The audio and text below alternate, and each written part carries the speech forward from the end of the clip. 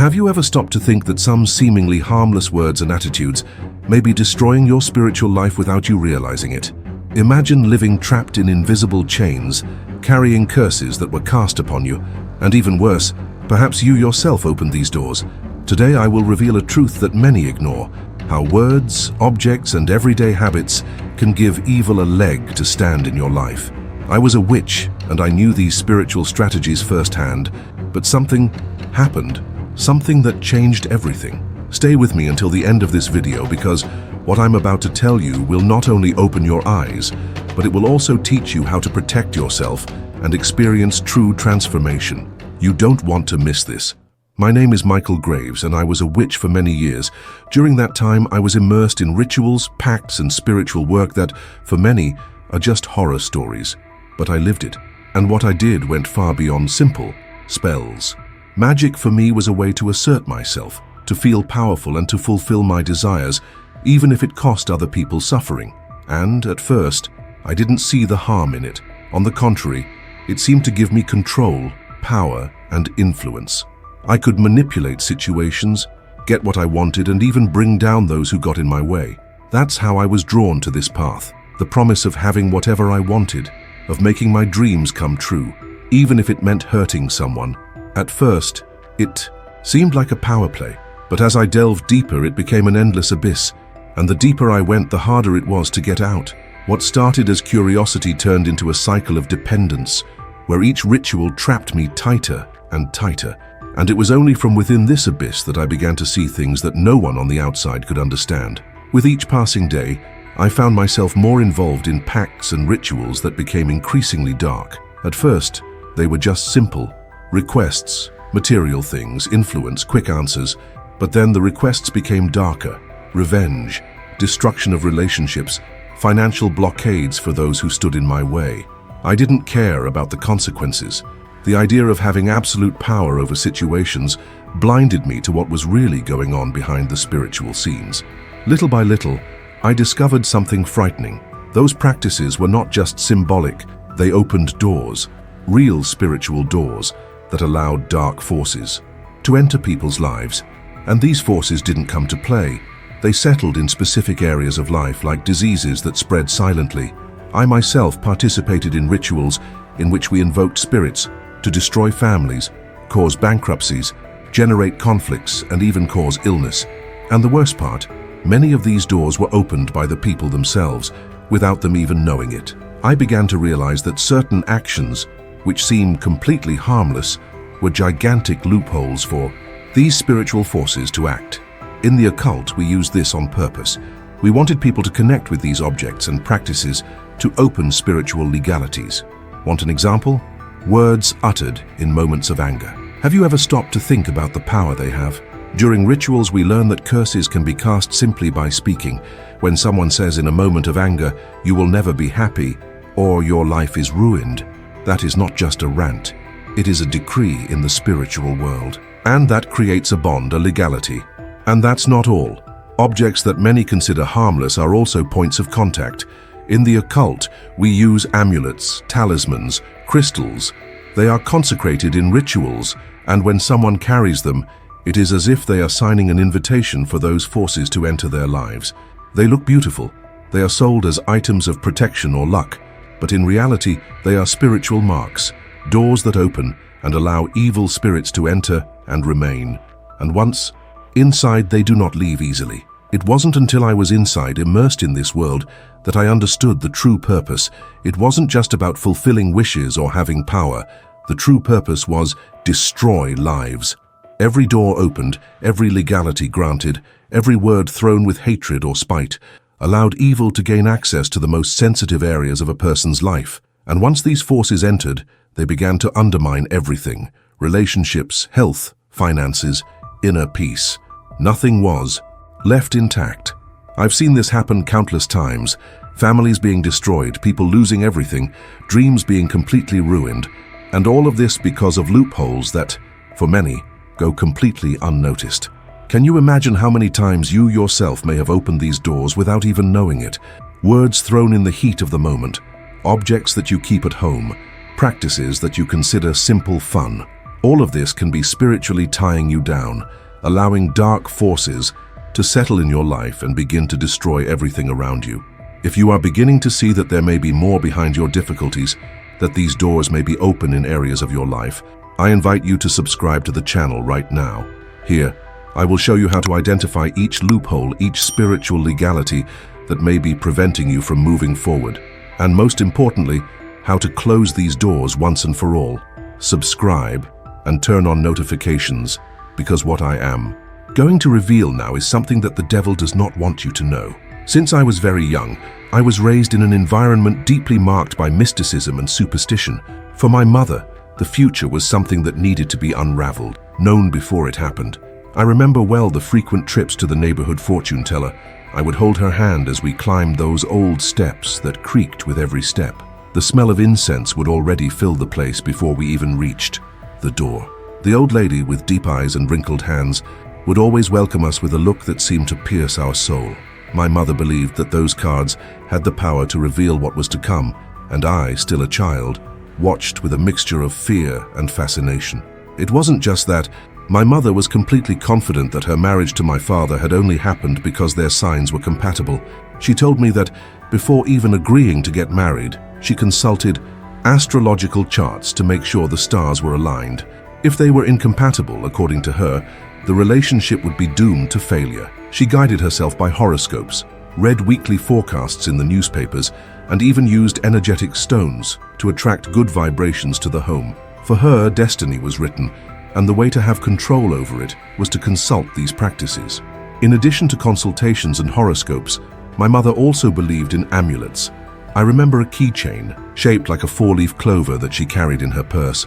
She said that this small object warded off evil and brought luck in difficult times.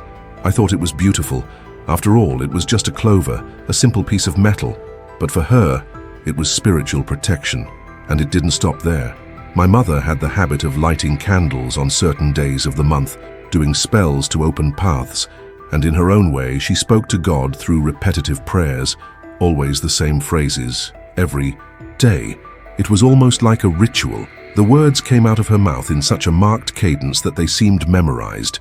But every now and then, between one prayer and another, there she was, lighting a candle to ward off evil, throwing coarse salt in the corners of the house, and leaving a glass of water with sugar behind the door to calm the spirits. For me, that was normal. It was part of our household routine. I grew up believing that those practices kept evil away. But little by little I realized that this was just the surface of what was to come. My true immersion in the occult really began when I started visiting my grandmother's house. She was no ordinary woman, far from it.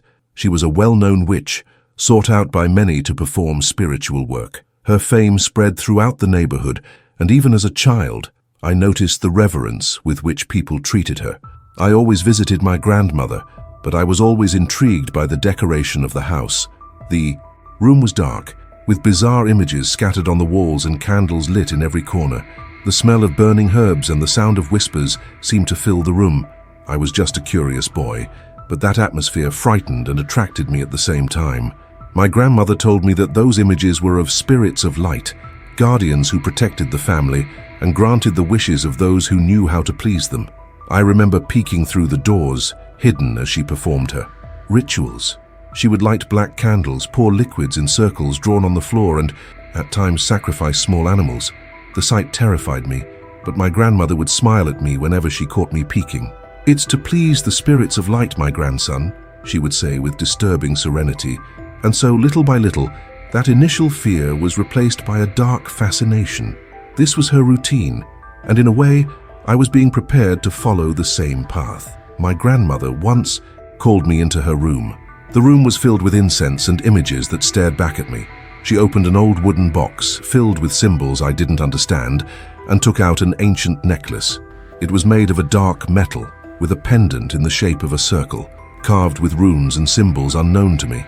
She handed me the necklace and said, "This necklace has been in our family for generations. The spirits that accompanied your ancestors will now be with you." At the time, I didn't know what it meant, but my grandmother made me promise that I would never take that necklace off my neck. "It will protect you, it will guide you, and the spirits will always be by your side," she said with a smile that to me seemed as familiar as it was terrifying. Little did I know that this was the beginning of a path of no return, a path that would lead me to a spiritual abyss from which I would only awaken many years later. Did you also grow up in a home with beliefs and superstitions? Do you remember spells, spiritual consultations, or inherited objects that carried mystical meanings? Share your story in the comments. I want to know if these experiences were also part of your life. When I realized it, I was already my grandmother's right-hand man, and I was being trained to replace her one day. That dark universe that used to scare me was now part of my routine. I knew every corner of that house, the smell of burning incense, the candles that had been burned to the end, the bizarre images that decorated the walls, the whispering of prayers, the symbols drawn on the floor with precision, the rituals that took place by candlelight. All of this was already familiar to me. For many, that would be scary, but for me it was a path that I walked with my eyes closed. My grandmother said that I had the gift, and that one day I would lead those rituals with the same mastery that she had. It was during this period that I began to understand the power of words. My grandmother always said that a well-cast curse had the power to destroy entire lives. At first, I didn't understand. I thought it was just superstition. But when I saw the results, I realized how real it was. There was no need for black candles, elaborate rituals, or sacrifices to cast a curse. Often, all it took was a word spoken with hatred, resentment, or envy. And I began to use this to my advantage, and against those who stood in my way. I remember one specific case. My grandmother had a client who wanted to destroy a competitor's business. He was desperate, saying that this man had ruined his life and taken all his clients. My grandmother called me to participate in that ritual. In the living room, she lit some candles and wrote the target's name on a piece of paper. I watched as she repeated, with her eyes closed and a firm voice, "May he never prosper. May everything he touches break. May his harvest be failure and suffering." The words came out of her mouth, like blades, sharp and precise. To me, it seemed like just a strong prayer, but later, I would understand the real power of it. A few days later, that man lost an important contract. Within weeks, his store began to have financial problems. Employees were quitting, customers were disappearing, and at the end of the month, he closed his doors. I didn't want to believe that those words had caused all this, but that's exactly what happened. It woke me up to something I had never realized. Before, the power of words spoken with intention. I didn't need to be near that man. I didn't need to lay a finger on him. Just words, loaded with intention, had done the job. From that moment on, I understood what my grandmother was saying. The mouth is a powerful weapon. When I discovered this, I started applying it in other situations. At first, it was out of curiosity. Then it became a habit. How many times have you said in a moment of anger phrases like, "You will never be happy," "Nothing you do works," or even "I hate my life"? For many, these are just outbursts. But for me, who saw it from the inside, it was much more than that. They were spiritual decrees issued in the heat of the moment. Words filled with hate, pain, and frustration opened invisible doors in the spiritual world, allowing evil forces to take hold in that person's life. And the worst part, it was legal authorization. Yes, an authorization. During the rituals, I learned that when a curse is cast, it connects to a spiritual breach. It's as if the spirit world is waiting for a specific word, a breach that gives it permission to act. My grandmother taught me how to do this masterfully. Words that sealed destinies. And most of the time, people cast these curses on themselves without even realizing it. They say, "Nothing ever works out for me. I always fail. I will never be happy." And that echoes in the spiritual, creating a bond. And each time they repeat it, they strengthen that invisible bond. I saw this happen repeatedly even in my life. When I started practicing this on my own, I realized how easy it was to cast curses. A simple consecrated object, a phrase spoken in a moment of anger, was enough to open a spiritual breach. And the most disturbing thing, I began to enjoy the control it gave me. I felt like I had power over people, over situations, a power that no one could challenge. And the more I practiced, the stronger it became. It was as if my tongue carried an invisible weapon. Words uttered with precise intention were spiritual decrees that could not be easily undone. It was then that I understood that true power lay not only in complex rituals, but in words that were spoken with intention. And that, my friend, was frightening. The people around me didn't know it, but many of the defeats they faced, the conflicts that arose out of nowhere, were the result of curse words spoken at the right time. Sometimes, they didn't even have to be mine. All it took was for someone to say, "Your life is going from bad to worse," and that phrase full of hate and resentment opened a door, and darkness entered, slowly devouring every area of that person's life. Have you ever stopped to think about how many times you may have cast curses on your life or on someone else without realizing it? Write in the comments if you have ever felt the weight of these words at some point. I want to know what you experienced and how you dealt with it. Within the world of witchcraft, the practices we performed followed a dark pattern. People came to us driven by desires for revenge, resentment, and above all, hatred. They wanted to destroy businesses, end marriages, and cause illness in their enemies. I still remember when I began to conduct rituals to make someone lose everything they had, to separate couples, to ruin careers. It was like that, one request after another, always with the same purpose, to cause pain and destruction. Those who sought us out did not come in search of peace or harmony. They wanted revenge. At first I thought I was just playing a role. My grandmother taught me that the spiritual world was governed by laws, and that if someone came to us to do a job, it was because that person believed they had the right to return the evil they had received. I convinced myself that it was fair, that we were just balancing things out.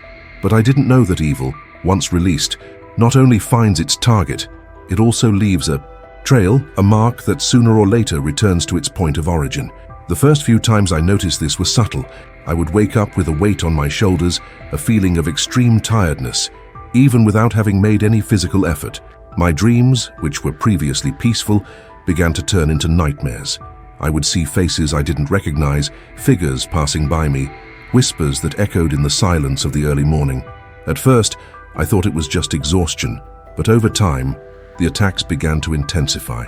I felt watched even when I was alone.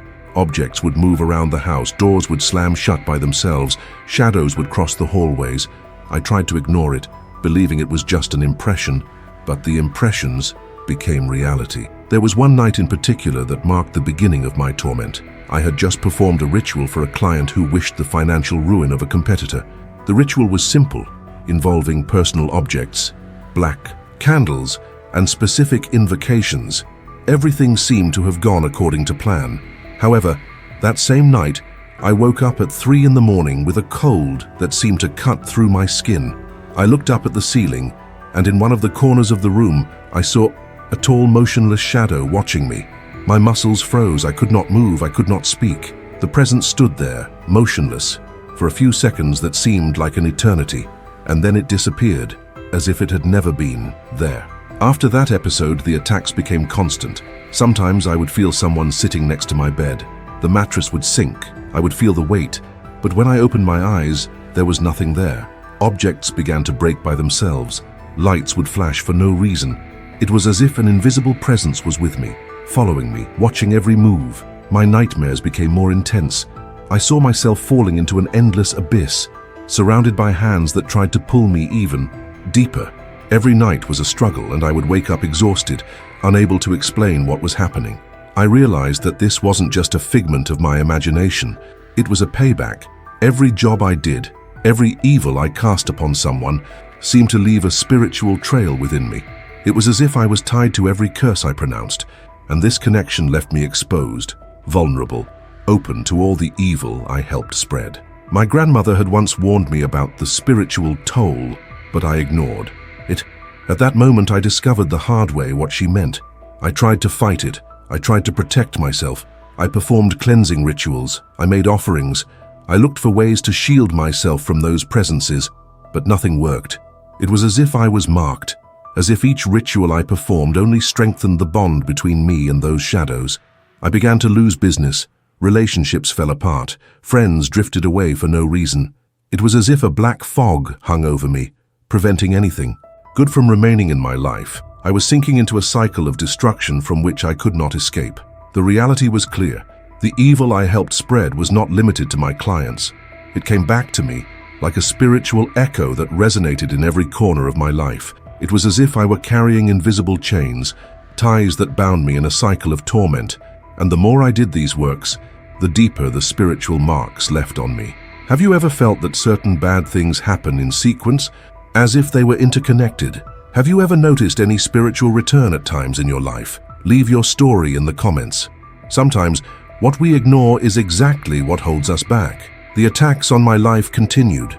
At first, I thought it was just a reflection of the practices I was carrying out. But little by little, I realized that the situation was much worse. I no longer had a choice.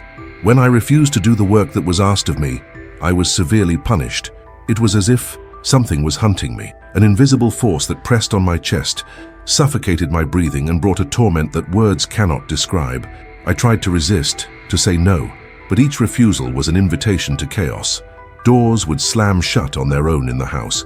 Objects would break. Figures would appear in the corners of the rooms. And the worst, I felt my body being taken over, as if it no longer belonged to me. I clearly remember the first time it happened.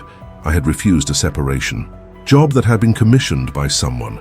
The person wanted to destroy a marriage, to end that union at any cost. I didn't want to accept it. Something inside me told me not to do it. That night, I was overcome by an indescribable sensation.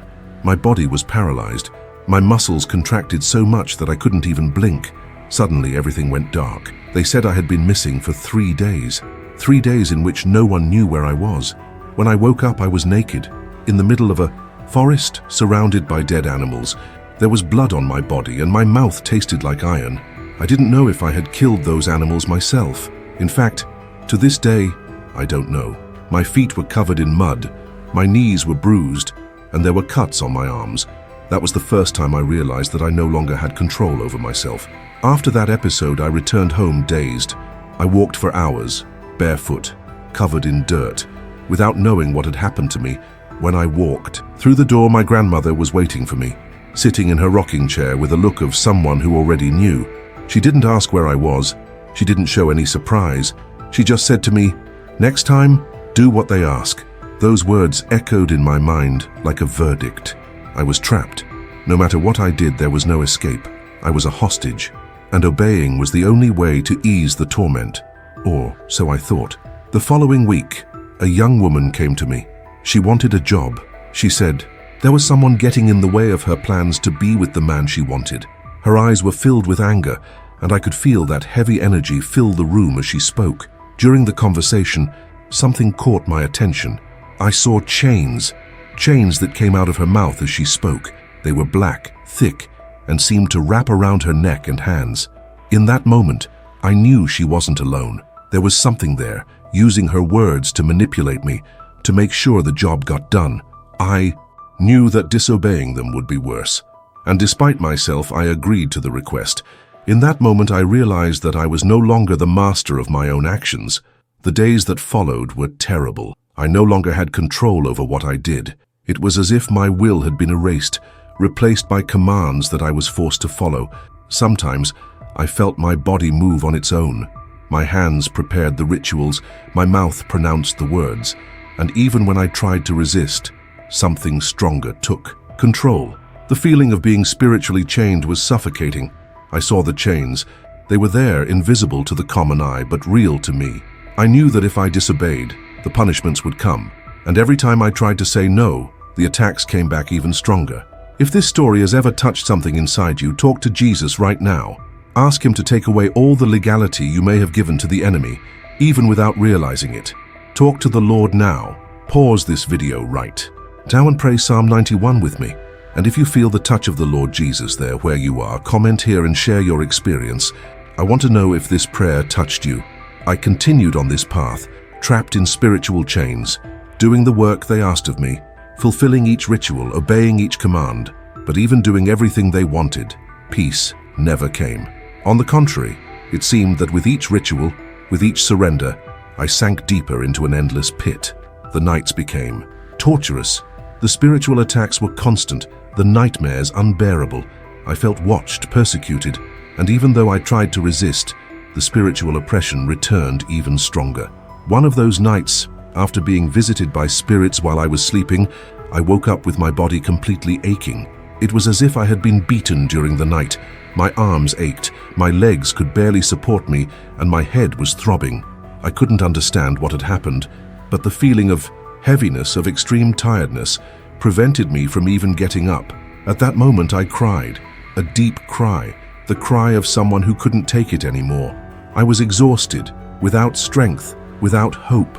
The cold floor of my room seemed to be the only place left for me, and I simply threw myself down, fell to my knees, and remained there for a time that I can't even calculate. With tears in my eyes and my body almost without strength, I looked at the ceiling of my room, and I remembered the light, a light that somehow I knew existed, but that seemed so far away from me. I could barely speak. My throat was dry, my body weak. But in that moment I screamed, "Jesus!" That name escaped my lips like a last cry for help, a cry that came from the soul, a clamor that I had never experienced before. And there, in the midst of that torment, something happened. I had an experience with God. For the first time, I felt a different presence, a peace that invaded the room, a warmth that ran through my body, calming every pain, silencing every voice, erasing every shadow. At that moment, I heard a soft voice.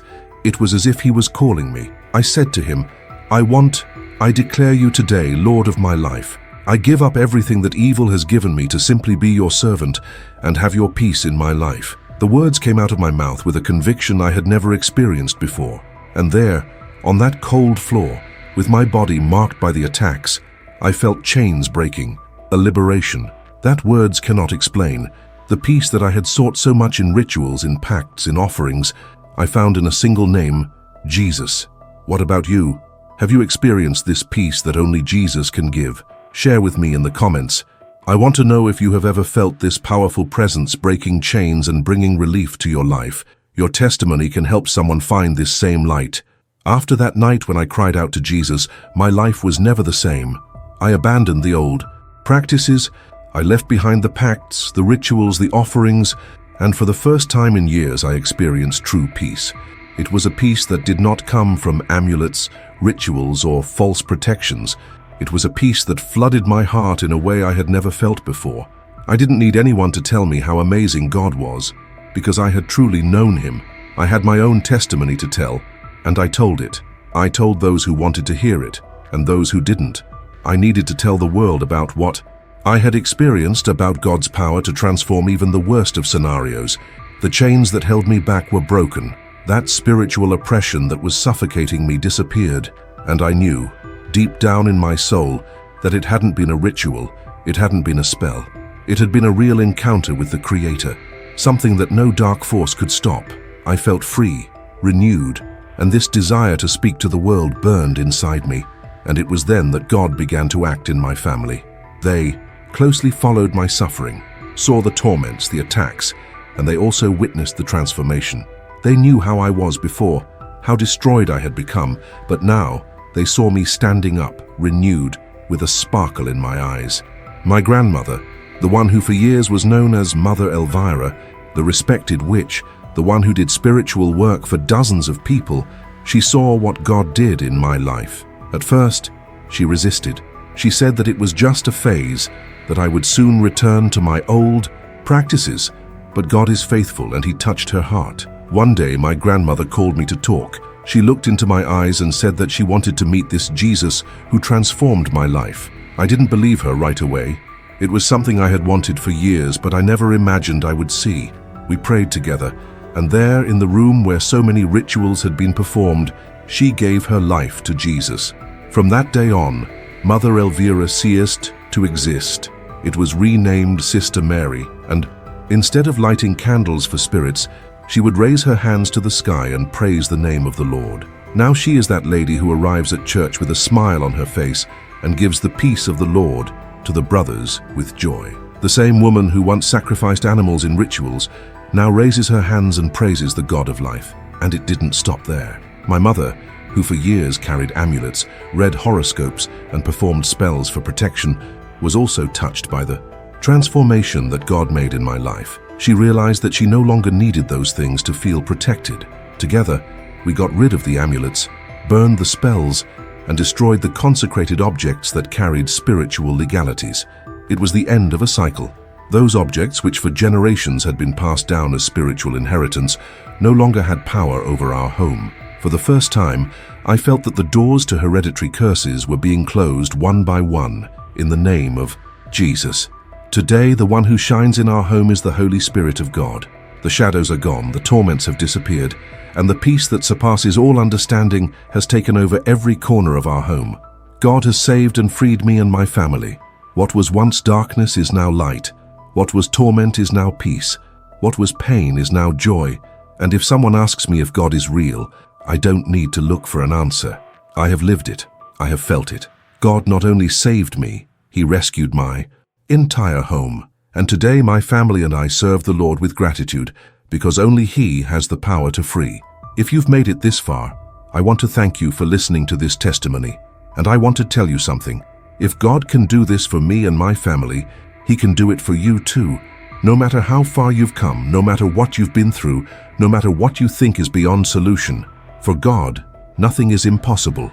Give your life into His hands and see what He can do. The light that shone on my path can shine on yours too. And if this story touched you in any way, subscribe to the channel so you don't miss any videos.